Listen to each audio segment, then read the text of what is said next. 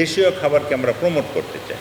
এটার লক্ষ্যে আমাদের বাংলার বুচ এখানে আমাদের শত শত মানুষ এখানে এসে আমাদের এই উপভোগ করেছে।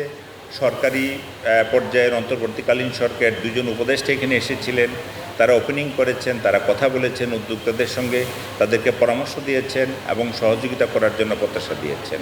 আমরা আশা করি বাংলার বুচ আমাদের দেশের এই খাবারের সংস্কৃতিকে একটু অন্যমাত্রা যোগ করেছে। বাংলাদেশের যে অপার সম্ভাবনাময় একটি খাত, সেটি হচ্ছে আমাদের এই ফুড অ্যান্ড বেভারেজ। এই সেক্টরটিকে যদি আমরা ভাইব্রেন্ট করতে পারি, কারণ আমাদের দেশে 16 কোটি মানুষই কিন্তু এর সঙ্গে সম্পৃক্ত রয়েছে। আমরা যদি এখানে একটি পরিবেশ এবং মানসম্মত এবং গুণগত সম্পন্ন খাবার যদি আমরা মানুষকে দিতে পারি, বিভিন্ন হোটেল ম্যানেজমেন্ট আমরা করতে পারি, আমাদের বিভিন্ন রিসোর্ট রয়েছে বাংলাদেশে এখন, এগুলোতে যদি আমরা করতে পারি, তাহলে এখানে অনেক তরুণের কর্মসংস্থানের সুযোগ রয়েছে এবং অনেক তরুণ উদ্যোক্তা তৈরি করার মতো সুযোগ এখানে রয়েছে। আমরা এখানে স্কিল ট্রান্সফার করার জন্য ব্যবস্থা নিয়েছি। আমাদের যুব ক্রীড়া মন্ত্রণালয়, আমাদের সরকারি বেসরকারি পার্টনারশিপে আমরা কাজ করতে চাই।